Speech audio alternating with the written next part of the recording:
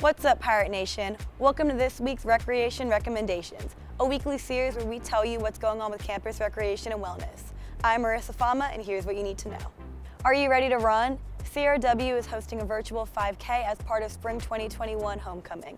Participants can record their own race between March 15th and March 21st. Registration is $15 and includes a t-shirt and race bib. Prizes will be awarded and mailed out to the winner from each gender and age group. On Wednesday, March 17th from 6:30 p.m. to 8:30 p.m., join us at the ESRC indoor pool and test your paddling skills at the paddle party. Canoes, kayaks, stand-up paddleboards, and instructors will be provided, and be sure to register by March 15th. On Saturday, March 20th from 9 a.m. to 2 p.m., head over to the Adventure Center for a fun day canoeing on the Tar River. Transportation and boats will be provided. Register by March 18th and be sure to bring water and sunscreen.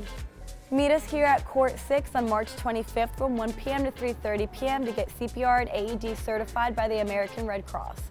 Course cost is $40 for students, $75 for members, and $85 for non-members. Register by March 22nd and complete the online portion of training before the in-person certification.